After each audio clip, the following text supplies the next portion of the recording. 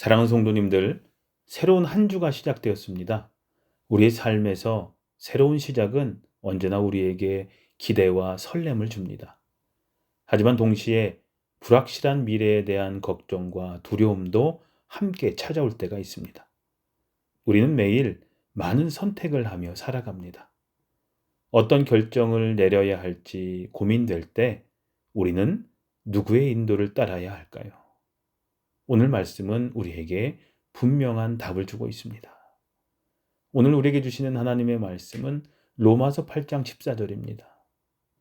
무릇 하나님의 영으로 인도함을 받는 사람은 곧 하나님의 아들이라. 아멘.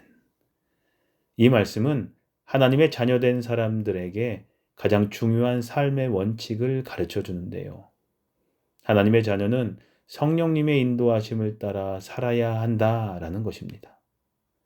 우리가 예수 그리스도를 믿고 하나님의 자녀가 되었다면 우리의 삶을 이끄시는 분은 바로 성령님이십니다. 성령님의 인도하심을 받는다라는 것은 단순히 중요한 순간에만 하나님의 뜻을 구하는 것이 아닙니다. 매일의 삶 속에서 우리의 아주 작은 선택 하나까지도 하나님께 묻고 성령님의 음성을 듣고 순종하는 삶을 의미합니다. 성령님의 인도하심은 우리가 이해할 수 있는 방식으로 오기도 하고 때로는 우리가 쉽게 이해하기 어려운 방식으로 역사하기도 합니다. 중요한 것은 우리의 생각보다 하나님의 뜻을 더 신뢰하는 믿음을 우리가 갖는 것입니다.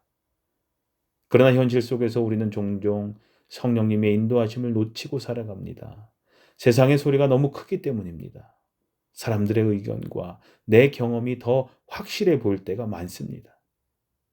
우리는 성령님의 인도를 받고 싶다고 하면서도 정작 자신의 계획을 더 신뢰할 때가 많습니다. 하지만 오늘 말씀은 우리에게 분명히 가르쳐 줍니다. 하나님의 자녀는 성령의 인도하심을 따라 사는 사람들이라는 것입니다. 예수님도 이 땅에서 사역하실 때 성령님의 인도하심을 받으셨습니다. 공생애를 시작하시기 전에 성령님의 인도하심을 따라 광야로 가셨고 시험을 받으셨으며 모든 사역을 성령님의 능력으로 감당하셨습니다. 예수님께서 성령님의 인도하심을 따라 사셨다면 하나님의 자녀된 우리도 반드시 성령님의 인도를 따라 살아야 합니다.